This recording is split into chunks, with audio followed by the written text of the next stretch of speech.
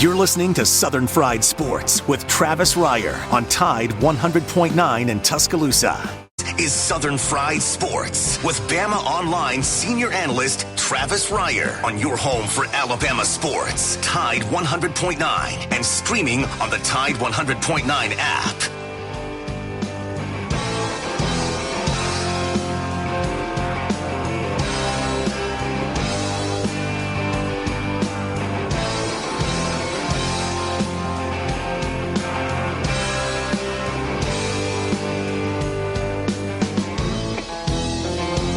If I make it through this year, I think I'm gonna put this bottle down. I guess as time goes on, I'll grow to miss it less than I will now. And I think I'm gonna tell her that I'm gonna go away for a while, till I can get this demon out. It is 11 a.m. on a Tuesday morning. It is time once again for Southern Fried Sports on your home for University of Alabama Athletics. Tide 100.9 FM. Travis Reier, senior analyst for BamaOnline.com, with you each and every weekday morning from 11 a.m. until noon. The show, as always, brought to you by Peterbrook Chocolatier out there at 1530 McFarland Boulevard North in the Indian Hills section of Tuscaloosa. The Chocolate Lady and her crew are waiting for you. And it's never too early. Summer upon us, and you're going to want those activities for the little ones. And the chocolate camp at Peterbrook Chocolatier over the last, several years, the chocolate camp at Peterbrook has been an absolute hit with parents of youngins around West Central Alabama. Give them a call at 205-752-0211. Hey, no age too young, too old, by the way. You know, if you're 52 like me and you want to do a chocolate camp, they can do it for you right there at Peterbrook Chocolatier. Joined on the program by the executive producer of Southern Fried Sports, Jacob Harrison, and together we combine to form the 60-minute band of sports talk radio. You know what I got to do yesterday afternoon after the program, Jacob Harrison? What was that? I got to play 9 holes of golf with Pops. Pops had pretty much proclaimed that his recreational golfing days were complete. I went by, I dug him out of 6047 Mizell and transported him to a golf course. We played 9 holes. Pops did okay. You know, Pops had that rotator cuff surgery a couple of years ago, so we weren't quite sure how that was going to work, but Pops still got it. There is an athlete somewhere in there, somewhere in that 73-year-old, 5'6" frame. There is an athlete from the mid-60s, well, even into the 70s. Pops was a pretty good athlete, as I recall, really up into his early 50s, unlike myself. He was still pretty competitive dude, but we got him out. We got him on the golf course. We had some fun with him. So it was a good afternoon. Good afternoon with Pops. We got a lot to talk about on the program today. 205-342-9904. That is the Peterbrook Chocolatier studio line if you'd like to jump on board with us. Hey, Jacob, did you get a ring? Looked like everybody in Tuscaloosa got a ring yesterday based on my social media timelines. I did not get a ring. So I don't know that feeling. In fact, during my entire athletic career, I never got ringed. Jacob, did you ever get a ring back in your playing days for any of your athletic accomplishments? No, we went 1-9 my senior year after going 0-10 my junior year. There are no rings for that. You might get a blow pop or whatever they were called. And then JV soccer, you don't get rings for that. So no, nothing. So you didn't get a ring, but you got a donut. It sounds like that a bagel. Quite often, the offenses did not score many points. Travis, way to go, Jacob! You guys screwed up just a historic 2-year run with that win in the senior year. You know, you could have just back-to-backed it with bagels It's all good. The next year they went winless as well. Hey, let's opponent shame whoever it is you guys beat your senior year. Who did you guys beat in your senior year of high school ball? We beat Satsuma, who also was winless that year as well. I think we won something like 35-28 or something like that too. It was pretty ridiculous.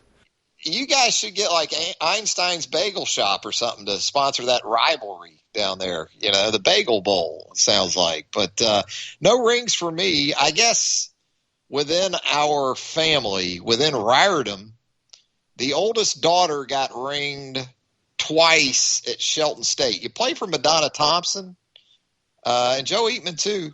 Now the men's coach, done a great job there at Shelton.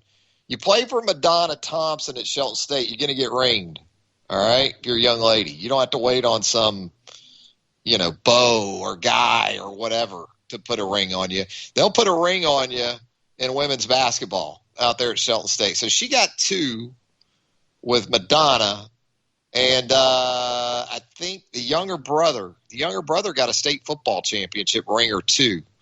Back in his days, and matriculating through the Bowles School there on the banks of the St. Johns River. Fellow alum, along with, of course, Mac Jones there at the Bowles School off San Jose Boulevard. Yes, got a couple of rings down there. So no rings for yours truly, though. And talked about this with Gary Harris on his program. The size of these rings. I think these rings now have gotten big enough. Looking at the rings that Alabama football got, I think some of these condo complexes they're building down there off the strip, I think you could build some of you could put some of those complexes on some of these rings that these guys are getting around college football and college athletics these days. And it's a big part of recruiting too.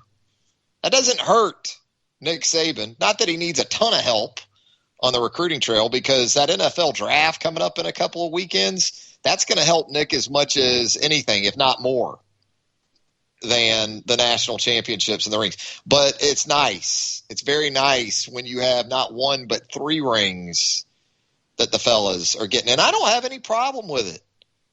If we're not going to pay the student athletes, give them a ring for just about everything. Now, look, Alabama isn't going to ring them up. Maybe other places will. Alabama ain't going to ring these guys up for winning the Citrus Bowl a year ago. I don't think they did anyway. Maybe give them a nice watch. Get in that gift suite at the Citrus Bowl. They give them, $500? You can go in that Sony gift suite. See what you can come up with for that. But you win the national championship. You go 13-0. And you win the Rose Bowl. Yeah, okay. It was played in Dallas this year. Still the Rose Bowl. When you talk about decoration and accomplishments of a college football team, going to be hard to beat 2020 Alabama. A season in which you go undefeated, a season in which you win the Southeastern Conference and you beat 10 SEC teams, or was it 11? Yeah, it was 11 when you include the SEC championship game. And you win the Rose Bowl in that same season. Would have been nicer had it been played in Pasadena.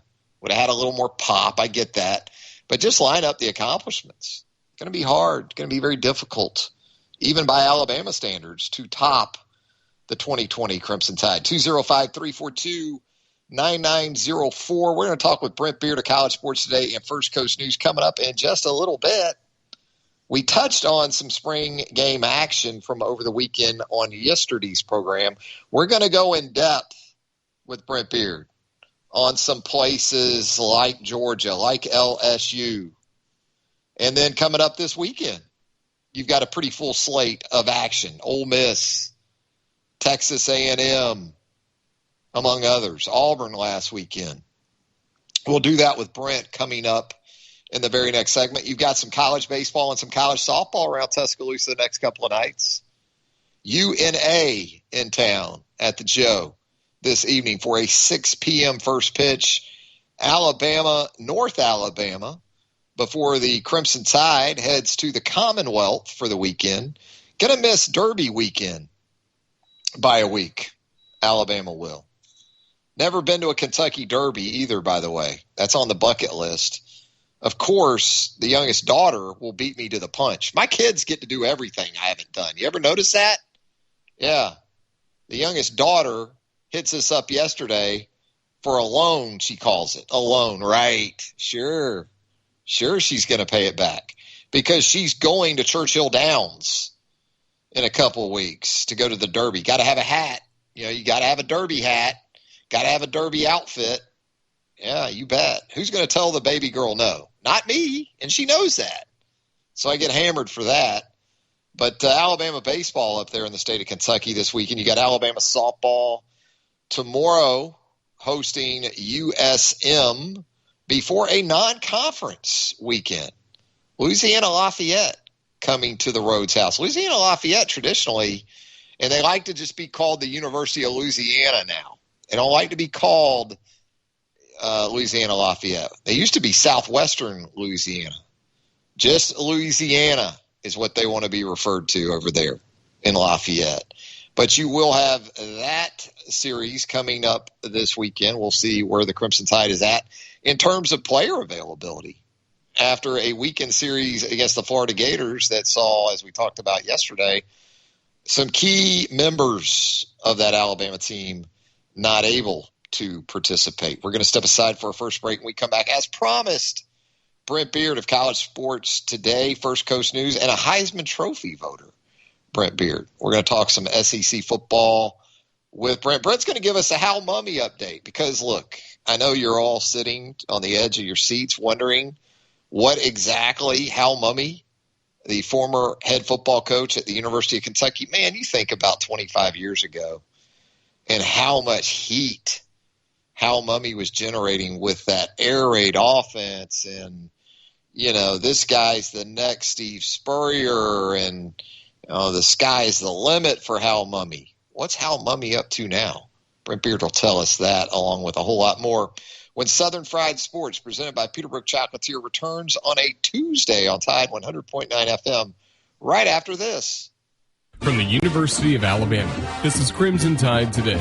It's a daily update on Bama sports, and it's brought to you by Dex Imaging, the official copier and printer provider for Alabama Athletics. Hello again, everybody. I'm Roger Hoover. Alabama catcher Sam Prater was selected as the Southeastern Conference Player of the Week, the league office announced on Monday. The award is the first of Prater's career and the first for the Crimson Tide this season. Prater becomes the first Crimson Tide player to earn the recognition since Sam Finnerty was named SEC Player of the Week back in April of 2019. The weekly honor is also the Tide's first since last season, when Peyton Wilson was named the SEC Freshman of the Week on March 2nd.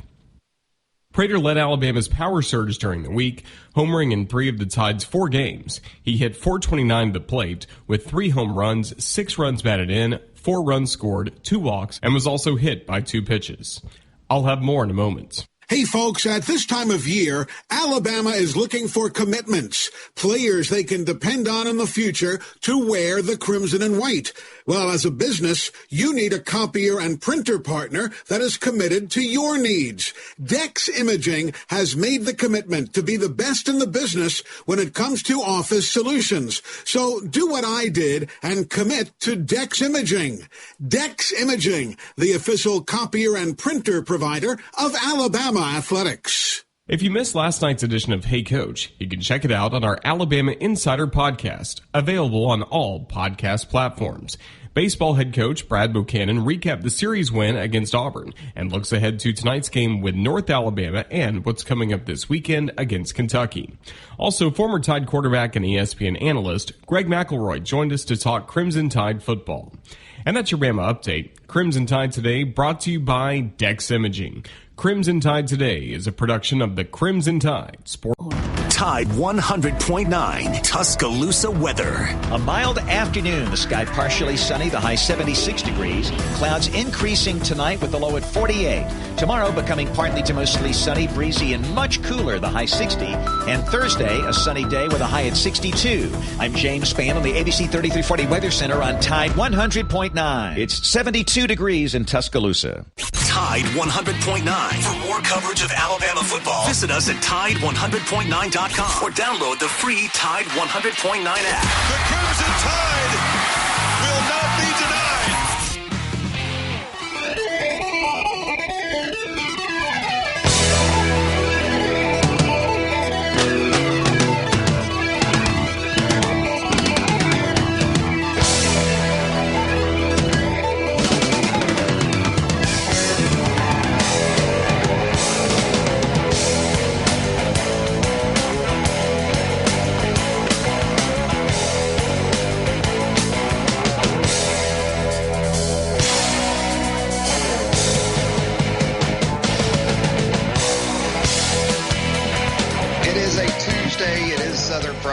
So, of course, that means Brent Beard with us here on the program each and every Tuesday. We like to check in with our good pal, Brent Beard of College Sports Today, First Coast News, and, of course, a longtime voter in the Heisman Trophy race on an annual basis. Brent, fresh from Tuscaloosa, Alabama, where he took in A-Day on Saturday. And it sounds like, Brent, the weekend went about as smoothly as it possibly could have for you.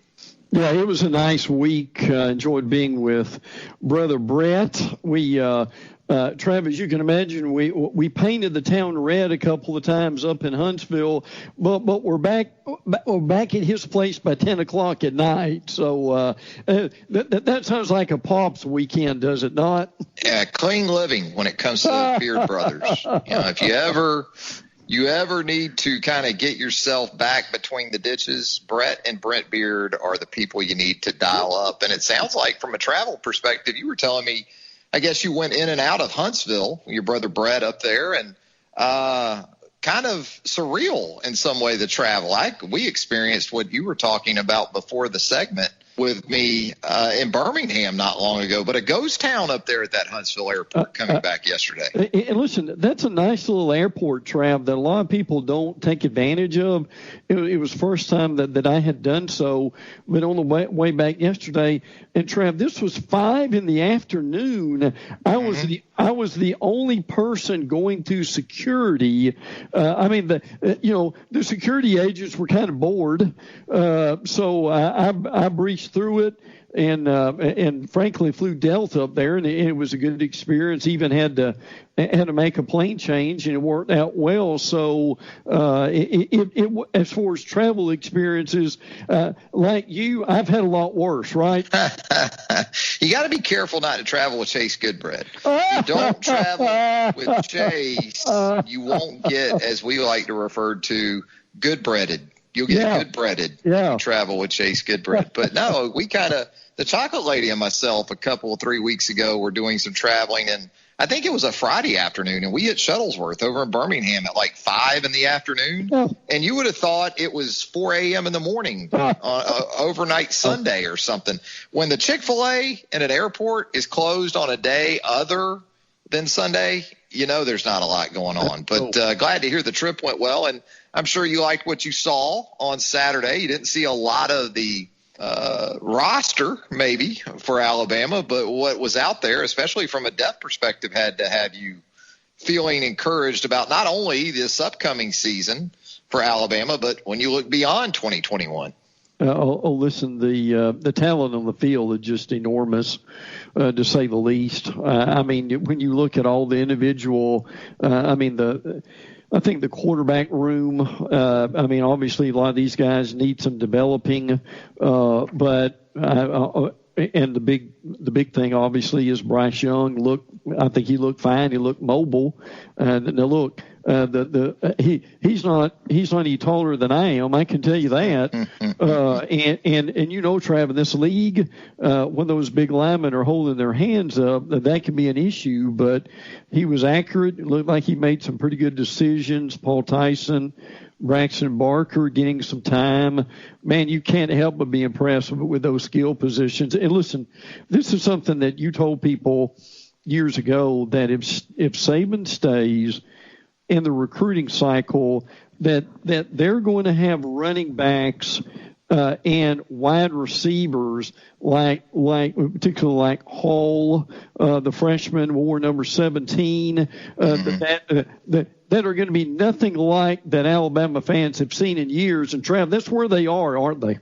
They are, from a depth perspective. And look, they've got a lot to prove at the wide receiver position, obviously, but certainly a lot of options. And JoJo Earl, not even on campus yet. Really? So we'll see what type of impact he can make maybe early on in his career as well. Yeah, and I think for Bryce Young, it's a matter of throwing for 3,000+ yards this year. Mm-hmm. And then some of the narrative about his height and his size, it'll magically transition from perhaps a negative where he is concerned to even more of the Russell Wilson comparisons. I think that's what's coming probably for Bryce Young when we look ahead. So obviously depth on display. A lot of young guys out there defensively.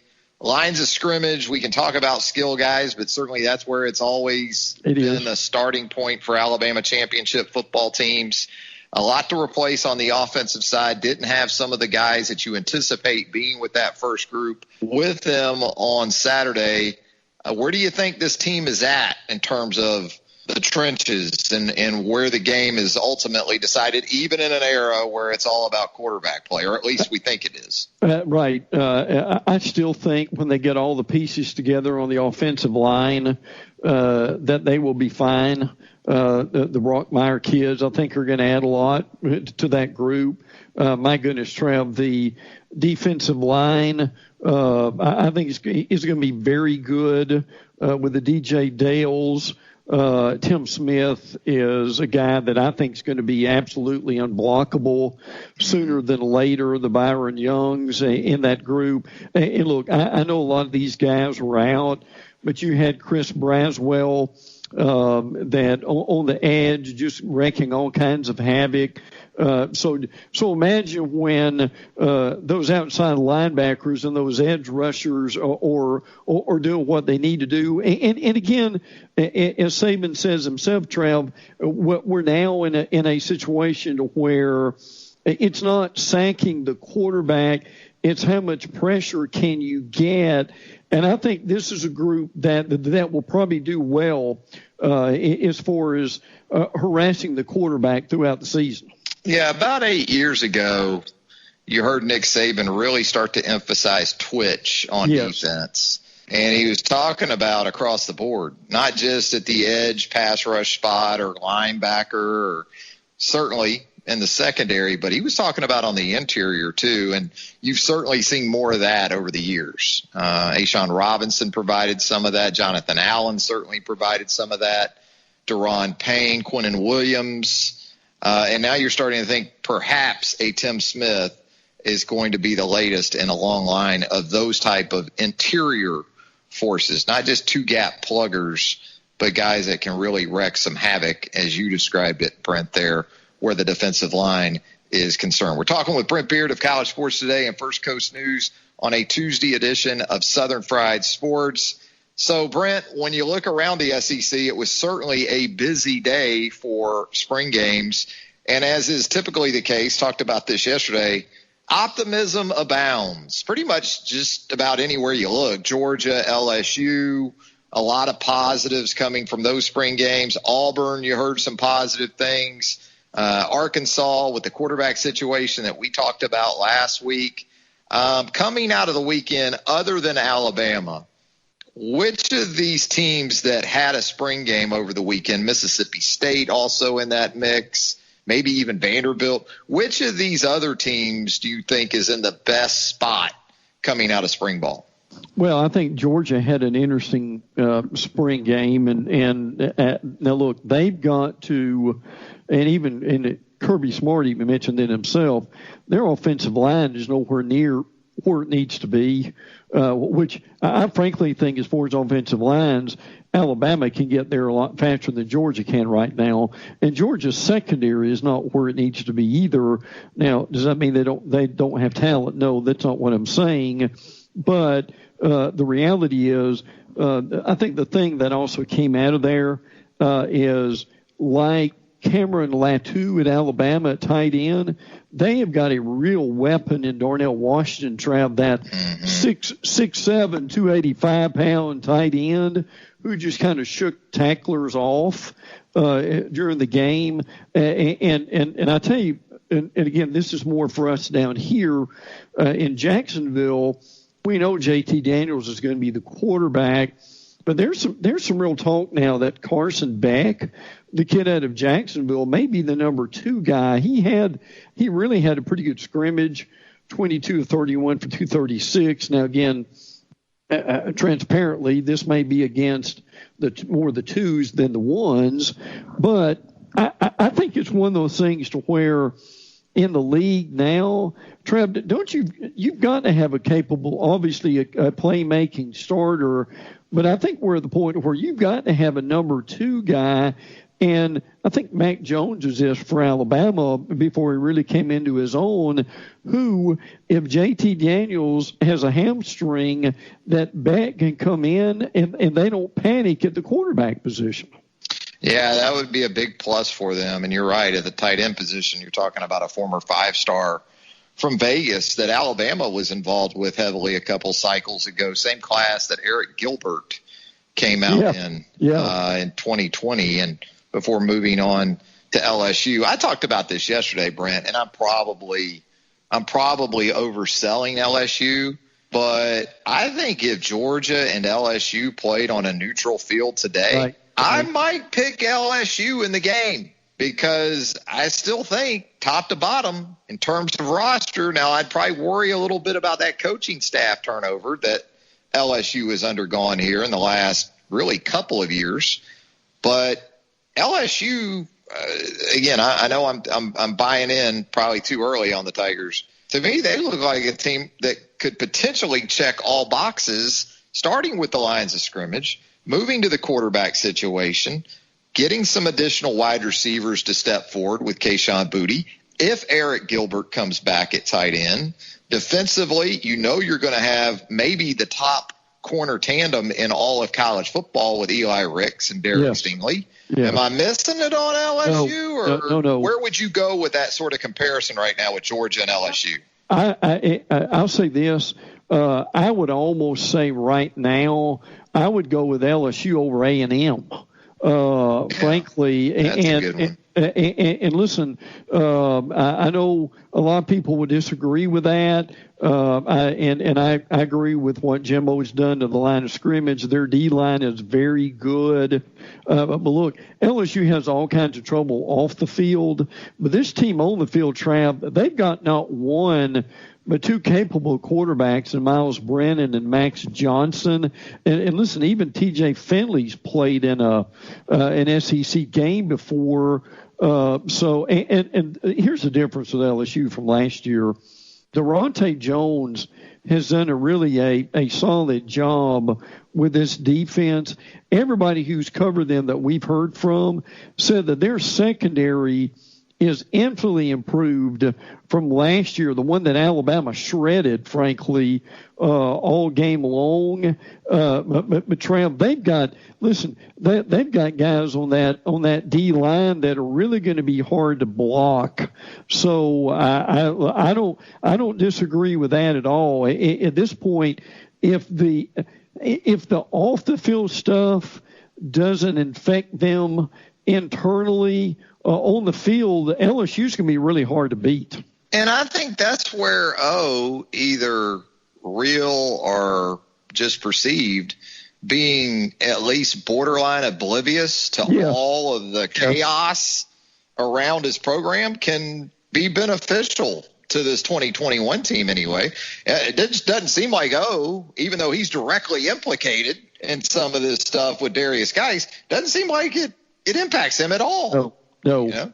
So that could be a positive, no doubt, for the Tigers. And so when we talk about the Saturday that was, Auburn's a team that you didn't really hear much about, but that could end up being a good thing for Brian Harsin. Nobody is talking about the Auburn Tigers in year one under his guidance. No, I think what came out of that was a lot of talk about Bo Nix being better. And I've talked to people who either watched the game or had something to do with it there, that Nix was better, but he still makes some of the same mistakes.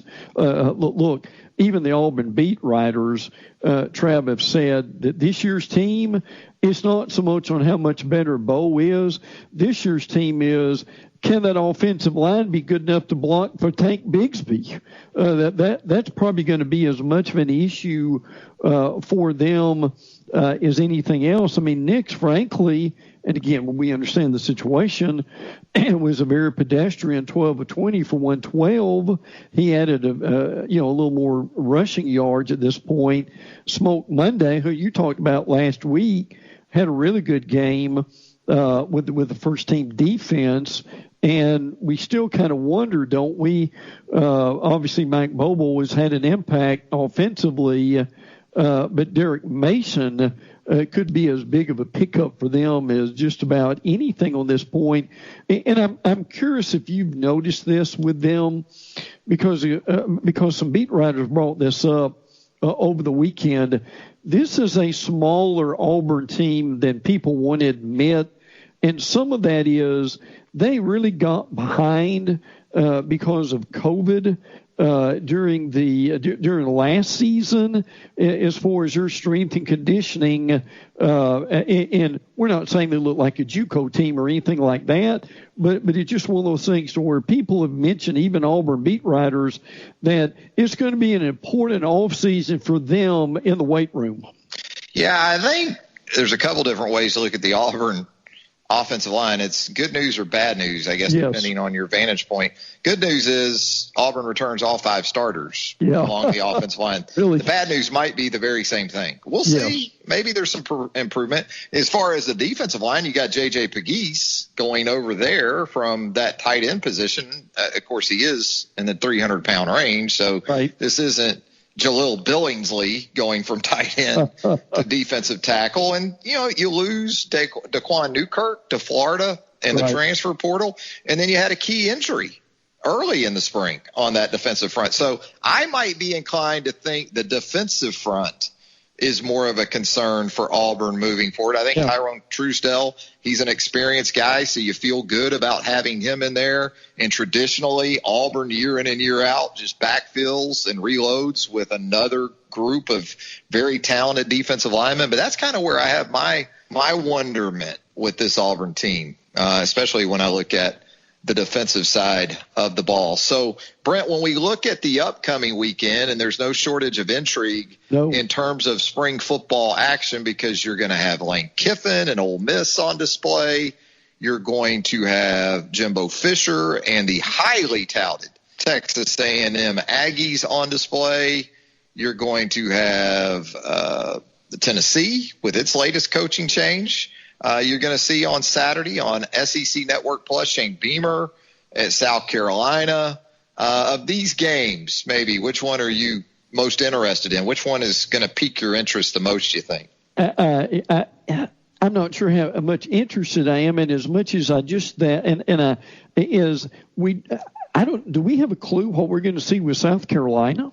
I think the Doty kid is pretty good, and he's probably going to be the quarterback. But, Trav, realistically, that is so new with their coaching staff and what Beamer's going to be able to do with them. And listen, the other thing is Joe Milton going from Michigan to Tennessee. I mean, Trav, how many quarterbacks do they have now? It's crazy. Listen, I remember you told me years ago that if you've got a half a dozen quarterbacks, do you really have one?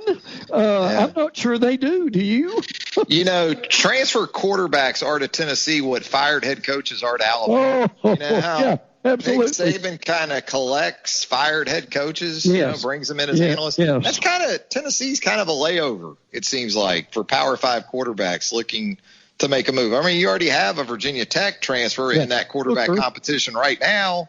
You've had a Stanford quarterback there in the previous years. It just seems like it never slows down with the Vols. But you're going to have that situation again. And you've got a quarterback competition at Texas A&M. Is Haynes King going to be the guy for Jimbo Fisher post Kellen Mond? Right. Got a lot of talent around the quarterback position. And even that offensive line at Texas A&M, you got to answer some questions. I know you're moving a very talented interior player out to left tackle, but pretty much across the board elsewhere on that offensive line, you're going to have some new faces there for the Aggies as well. Yeah, absolutely. And Trev, let's not forget that alumni flag football game at halftime with Jackie Sherrill on the sidelines, Trev. And Johnny Manziel quarterbacking both teams. Absolutely. And one thing that does have my attention too, and I like to see some of that Ole Miss game. We've heard a lot about, and look, we know about Matt Corral, what they're going to be able to do, and you probably heard as much as I have about how improved they're supposed to be on defense. Hard to see that all together in the spring game, but that does have my interest, because if they're better defensively, that could be a pretty dangerous bunch by November.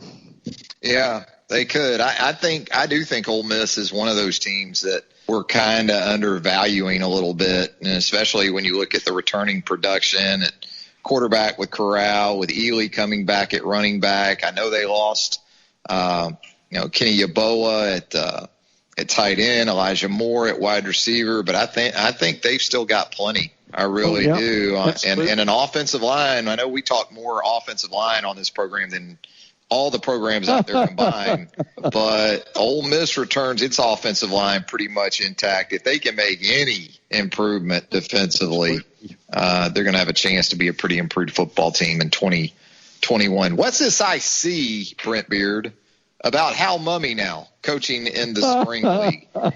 Back in what was it? It was 1997. Yes. I went. This is for our guy Jeff, by the way, our new Kentucky listener that's chimed in a couple times. Jeff, I was there at Commonwealth Stadium on a Saturday night in 1997 when Hal Mumme coached the Wildcats past Alabama, and they tore the goalpost down in Commonwealth Stadium. I never would have imagined pretty much 25 years ago thinking that in 2021, I guess, almost more than 25, right? I guess, well, right at 25. Mm-hmm. I never would have imagined Hal Mumme not being a Power 5 head coach in 2021 with as hot as his brand was and where he was taking Kentucky and Tim Couch and all that mania. Where's he coaching now, Brent? Well, it's amazing that they've got this new spring leagues lineman team, and it's a new league with 8 teams playing out of Houston and Indianapolis, 24 games in 6 weeks. I think what impressed me about this is, Trev, you see, that's a decent TV deal with Fox and FS1. I mean, it's a kind of a developmental league that some of these guys want to reach the NFL one day. But if you're going to do something like this, don't you got to have a decent television deal in place? And by the way, I've seen some of the promos for this. Would it surprise you at all if Hal Mumme has that towel wrapped over his shoulder again, as he always has? He He's going to have that towel, Jerry Tarkanian, John Thompson style. Yes. And pregame, he'll have that Jimmy Buffett. He liked that Jimmy Buffett music. You know, he liked to play that pregame as well. Well, Brent, we know we have college football playoff meetings cranking up. What in the world could they possibly be discussing in mid-April for those people? I guess did you have some changes to the committee? Well, you have that. They have an annual meeting every April, so this is it. Now, I still think, according to Dennis Dodd, I give him credit that they're probably still a year away from any major announcement. But, I mean, look, Trav, all these TV deals come undone in 2025. This is 2021, and I know that we've got a little bit of time, but you and I both know in business, you don't do this thing the year before. And I think we'll certainly hear a lot more on this, basically a year from now. And look, you know, like I do, there's some major stuff going on behind the scenes that they don't want to talk about yet. No doubt about it. Well, Brent Beard always does a great job for us here on Tuesdays. We certainly appreciate Brent. Give him a follow on Twitter if you haven't already, at Brent Beard, BEAIRD. Until next week, Brent. We'll talk to you again soon. Look forward to it, Trav. And don't forget, starting today, Countdown preseason magazine's a month away. Oh, Brent's all over that. Still loves those preseason mags. All right, Brent, we'll do it again next week. Thanks, man. You too, bud. Take care. There he goes, Brent Beard of College Sports Today and First Coast News. Back with more of a Tuesday edition of Southern Fried Sports right here on Tide 100.9 FM right after this. You're listening to Southern Fried Sports with BamaOnline.com senior analyst Travis Reier on your home for Alabama sports. Tide 100.9 and streaming on the Tide 100.9 app. Clap your hands, everybody, if you got what it takes. Because I'm Curtis Blow, and I want you to know that these are the breaks.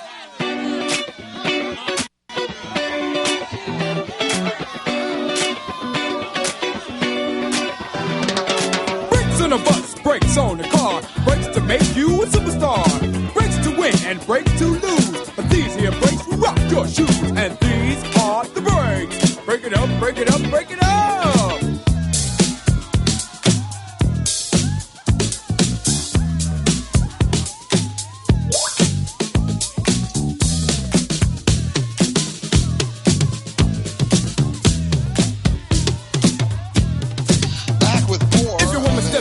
Edition of Southern Fried Sports right here on Tide 100.9 FM. Thanks again to Brent Beard. College Sports Today at First Coast News checking in with us on a Tuesday. Now you know what Hal Mummy's up to, as promised. Former Kentucky head coach. Among other stops, the well-traveled Hal Mummy. Speaking of UK, let's head to the Peterbrook Chocolatier studio line right now, where I believe we have Jeff waiting to join us here on the program. Jeff, how you doing on this Tuesday? Well, you know what's going on, Travis. I knew about Mummy getting that new job, so hopefully that league can last longer than AAF. I think it's been going on 5 years now, so it did last longer than AAF. I think it lasted 5 minutes. I know. Do you and Drew still have season tickets to the Birmingham Iron? Or did y'all give those up? We'll hear from you. I never had season tickets to the Birmingham Iron. I was, at one time, many, many years ago, a Jacksonville Bulls USFL season ticket holder. A proud one at that, Jeff. Proud one. Jacksonville Bulls, I know they their nickname was Bulls, but I know they had USFL tickets down there. I know Spurrier coached one of them in the past. I don't know which one it was now. Tampa Bay Bandits. Tampa Bay Bandits for Steve Spurrier. Had the Birmingham Stallions back in the day. We had a team in Memphis Showboats. Pepper Rogers. Memphis Showboats. Walter Lewis at quarterback. Yeah, Pepper Rogers coached them back in the day. Pepper Rogers, head coach. Yeah, and back in the day, I don't know if you know much about the Canadian Football League. It's been several years ago now. They tried to expand the United States. I know they had teams like Memphis and I think Louisiana, Louisiana. And they tried to expand. Of course, it never worked out. The fans didn't know the rules, and they didn't have much attendance. It lasted, I think, maybe 6 weeks or less than a year. But they had a team in Memphis, and they played in the Liberty Bowl. They were called the Memphis Mad Dogs. Called the CFL, Canadian Football League. USFL should have made it. Initially, it was set up to make it, and then you had some owners of particular note that just couldn't keep it together and try to keep the USFL what it was originally meant to be. Tried to chase those NFL dreams, and they got $1. They got $1 for their troubles. Yeah, $3. Yeah, you had one guy that tried to force them to do it. Our ex-president of the United States kept bugging them to death when he owned the team. That's what it was. Mm-hmm. They were kept having meetings, and he kept bugging them to death. Was challenging the NFL, and so he bugged them to death. And they finally reneged. They finally give in and did it. Of course, it cost them. It cost when they did that. But they finally give in. Yeah. If they'd have been a springtime league, it's a springtime. They might have made. I mean, I'm not big into spring football myself, but that when they started, they had their championship games were attended real well. And back in the day, they said they had better championship games than the Super Bowl back in the day. So when they started and everything. So, but yeah, if our ex-president hadn't bugged them to death about going to challenge in the NFL, they might provide today. But and all that kind of stuff. But now we got another recruit tight end from Ohio, committed. His father played in the NFL. His father played in the NFL, played for Michigan. He's coming to Kentucky, so that's 9. But we got the. You can't spell Stoops. You can't spell Stoops or Ohio without 2 O's, and so there you go. I guess so. But hopefully he's not like Oderon on the hot seat. So down there in LSU, him and Maneri and Wade's on the hot seat down there. So I don't know if they're going to survive or not. But as far as that's concerned. got another one 9, but I know that's what Drew told me. Said y'all never going to challenge Alabama, but I do know this, Travis. Guy up here in Nashville said people in Alabama didn't know they had a basketball team last year. I do know this. In the NCAA tournament, the guy supposedly the player of the year in the Southeastern Conference, supposedly, and nobody ever heard of him until last year. Jones in the tournament when he shot them free throws, clank, clank, clank, 44%. Y'all lost UCLA, being seeded 11. So y'all still trying to practice them free throws. See if y'all can beat Kentucky next year. Get that talent. So hang in there. Have a good one. See you. All right, there he goes, Jeff, with the Big Blue drive-thru. I think I found a sponsor for Jeff in the Big Blue drive-thru because they've got those Big Blue bags at Peterbrook. I think Peterbrook's a natural sponsor. Those Big Blue bags sponsoring the Big Blue drive-thru with Jeff. Jeff didn't even talk about his Kentucky volleyball team. Come on, Jeff. I think I saw where the Kentucky volleyball team's in the Final Four of the NCAA tournament. Didn't even get a plug. Didn't get a plug for Kentucky volleyball. Come on, Jeff. We're going to head to a final break. When we come back, one more segment of Southern Fried Sports on a Tuesday, presented by Peterbrook Chocolatier, right here on Tide 100.9 FM, right after this.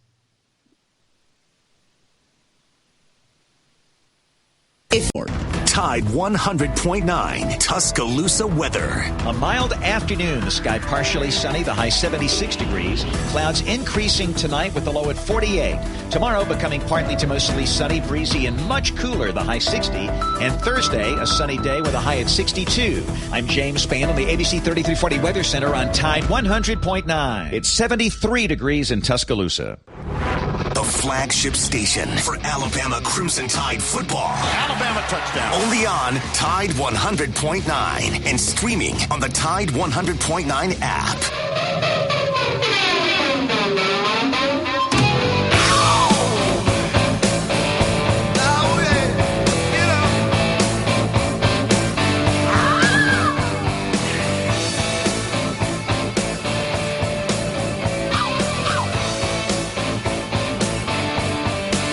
With more of a Tuesday edition of Southern Fried Sports Radio on Tide 100.9 FM.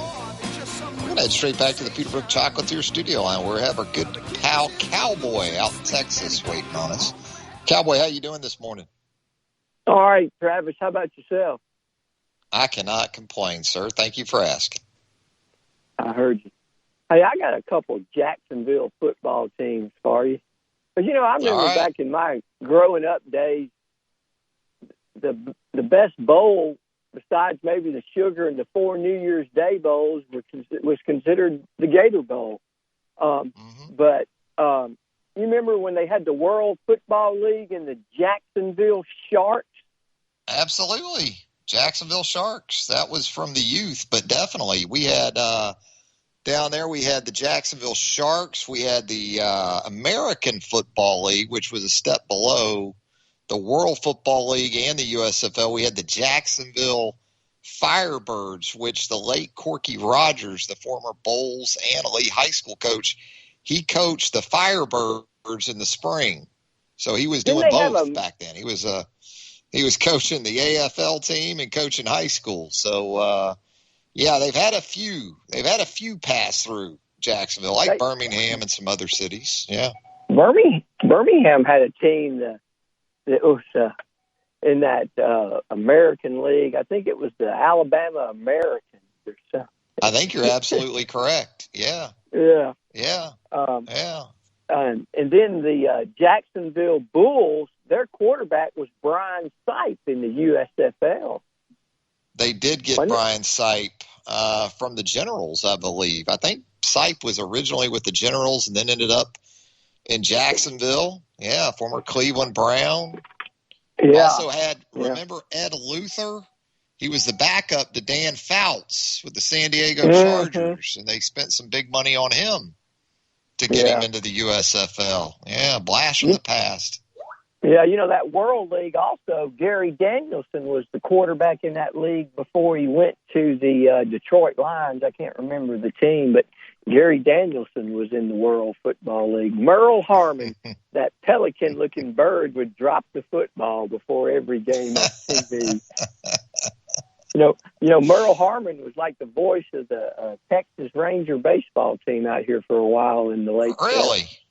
Yeah. I think he passed away about 7, 8, 9 years ago. But hey, speaking of Jacksonville, I saw a deal, and I'm trying to confirm what I thought I saw on the ESPN a week ago last Sunday that Gardner Minshew had some cheesy, like, porn actor look going. Did you see that picture?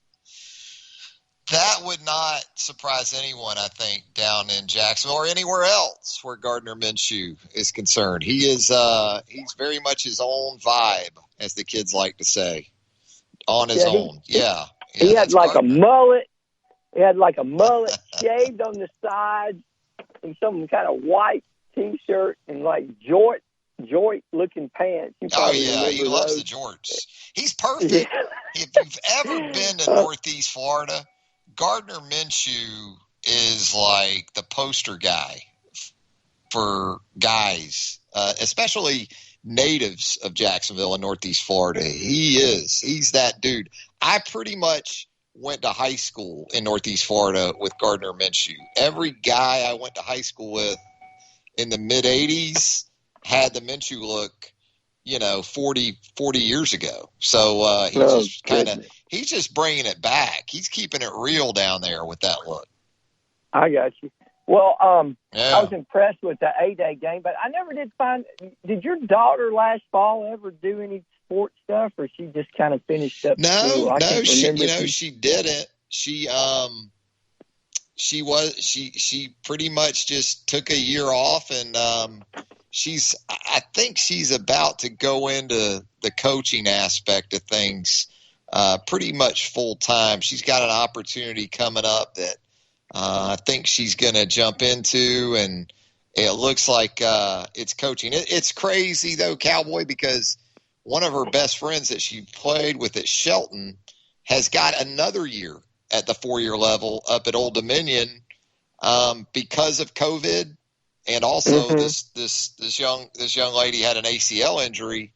So Savannah will be 2 years out of college basketball, and she'll have a former teammate that's still playing. It's amazing how COVID has impacted things from an eligibility standpoint. It's extended careers up to 6 years for some players, and then in her instance, it cut short her 4th year. So it's kind of been all over the board. But she's I think she's going to be coaching here pretty soon. Well, good deal. One day when I'm driving through Tuscaloosa, because I'm originally from Birmingham, and I'll get you and Gary Harris, and we'll meet at the Full Moon Barbecue, and we'll have a round table, and we'll go for hours talking about this old sports stuff that we like to talk about. Love to do it, man. Love to do it. Thanks, as always, for the call, Cowboy. All right. Be good. That's a wrap for a Tuesday edition of Southern Fried Sports. The lunch whistle on this Tuesday, as it is every Tuesday. Heat Pizza Bar, downtown Tuscaloosa at Government Plaza. It is a Thai Chicken Tuesday at Heat Pizza Bar. That means starting at 6 o'clock, you're going to get those Thai chicken pizzas for just $7. Trust me, get two. Double up on the Thai chicken pizza. It's a great day to do it. Any day is a great day to visit Heat Pizza Bar, downtown Tuscaloosa at Government Plaza until 11 a.m. on Wednesday. Have a great rest of your Tuesday, everybody.